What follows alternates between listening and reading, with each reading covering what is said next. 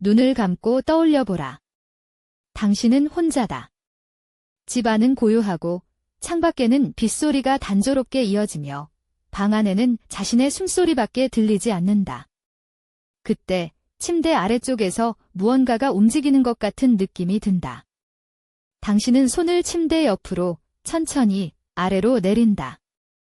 어둠 속에서 무언가가 그 손을 핥는다. 촉촉하고 부드럽고 반복적이다. 온몸에 퍼졌던 긴장이 한꺼번에 녹아내린다. 강아지다. 내 강아지가 침대 밑으로 들어가 있었던 것이다. 그 익숙한 감촉 하나가 밤 내내 쌓인 공포를 모조리 걷어간다. 그리고 아침이 온다. 커튼 사이로 햇살이 비쳐들지만 욕실 문 앞에서 발걸음이 멈춘다. 강아지는 그 안에서 이미 숨진 채로 발견되고 거울에는 짧은 문장이 남겨져 있다. 걔만이 내 손을 핥을 수 있는 건 아니야. 이것이 핥은 손이다. 수십 년을 살아남은 이야기. 처음 이 이야기가 기록된 곳은 대략 20세기 중반의 미국 중서부 인디애나주의 교외 지역으로 알려져 있다. 현관 앞나무들이 바람에 흔들리는 저녁, 청소년들 사이에서 조용히 속삭여지기 시작했다는 설이 있다. 도시전설 연구자들은 이런 이야기를 제프 서사, 즉 친구의 친구가 겪었다는 이야기라고 부른다. 직접 경험한 사람은 아무도 나타나지 않지만 항상 가는 사람의 아는 사람이 실제로 겪었다는 형식으로 전파된다. 이 구조 자체가 이야기에 기묘한 신뢰성을 불어넣는다. 실제처럼 느껴지지만 끝내 확인할 수 없다. 이야기의 가장 전형적인 버전은 이렇게 시작된다. 부모가 저녁 외출을 나간 날 밤, 10대 소녀가 혼자 집을 지키고 있다.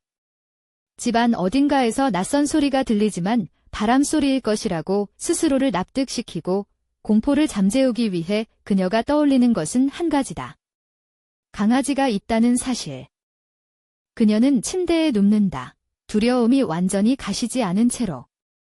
손을 아래로 내리면 강아지가 핥아줄 것이고 그것이 확인이 될 것이다. 아무 문제 없다는 확인.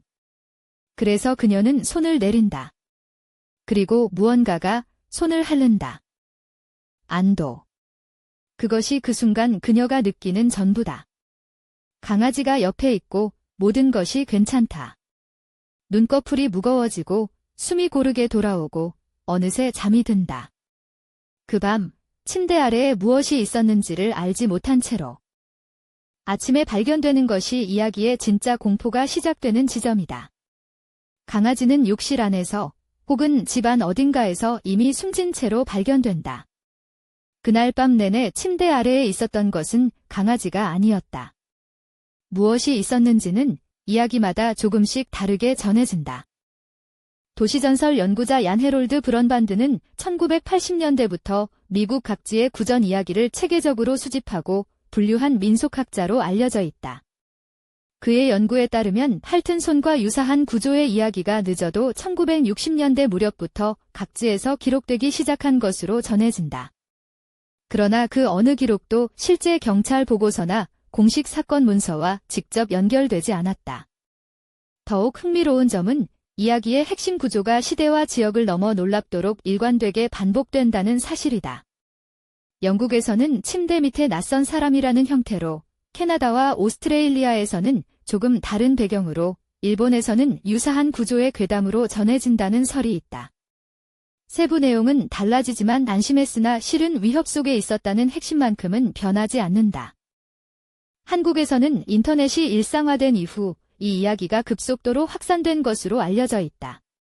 걔만 내 손을 핥을 수 있는 건 아니야라는 문구는 온라인 커뮤니티와 문자 메시지를 통해 퍼지며 영어권 원본의 분위기를 거의 그대로 유지한 채 한국 10대 문화 안에 자리를 잡았다. 누가 처음 이 이야기를 한국어로 옮겼는지는 알 수 없다.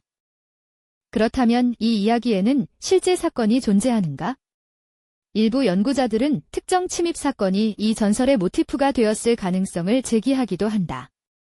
그러나 현재까지 핥은 손과 직접 연결되는 실제 범죄 기록은 공식적으로 확인된 바 없으며 사건은 항상 어딘가에서 있었다고 전해지지만 그 어딘가는 끝내 특정되지 않는다. 또 다른 가설은 이 이야기가 처음부터 순수한 허구였다는 것이다. 공포소설이나 기존 민담에서 영감을 받아 누군가 창작했고 그것이 실화처럼 유통되기 시작했다는 설명이다. 그러나 이 가설 역시 결정적인 증거가 없다. 최초의 화자가 누구인지, 언제 처음 이야기가 탄생했는지 어느 것도 밝혀지지 않았다.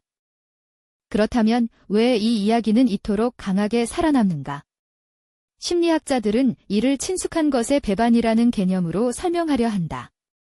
강아지가 손을 핥아주는 감각은 인간이 가장 안전하게 느끼는 경험 중 하나인데 그 완벽하게 안전한 감각이 실은 위협의 위장이었다는 반전은 뇌의 공포 회로를 가장 정확하게 겨냥하는 방식 중 하나로 추정된다. 인지과학에서는 이를 반전 신호의 오염이라고 표현하기도 한다. 우리가 믿고 의지하던 것이 실은 위험을 감추고 있었다는 서사는 생존 본능의 가장 깊은 층위를 건드린다. 그래서 이야기를 들은 사람은 잊고 싶어도 잊기 어렵고 누군가에게 다시 전하지 않고는 못 베긴다. 도시전설이 스스로를 복제하는 방식이 바로 이것이다. 수십 년이 지났지만 핥은 손의 기원은 여전히 안개 속에 있다.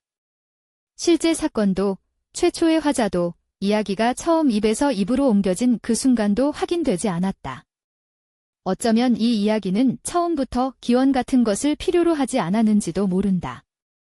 진짜처럼 느껴지는 것, 그것만으로도 충분했던 것이다. 오늘 밤 침대에 누울 때 한번 떠올려보라. 어둠 속으로 손을 내밀었을 때 무언가가 핥아준다면 그것이 강아지라고 어떻게 확신할 수 있는가? 핥은 손은 끝나지 않는다. 이 이야기의 진짜 힘은 범인이 밝혀지지 않는 데 있는 것이 아니라 당신이 이 이야기를 기억하는 한 계속해서 살아 숨쉰다는 데 있다.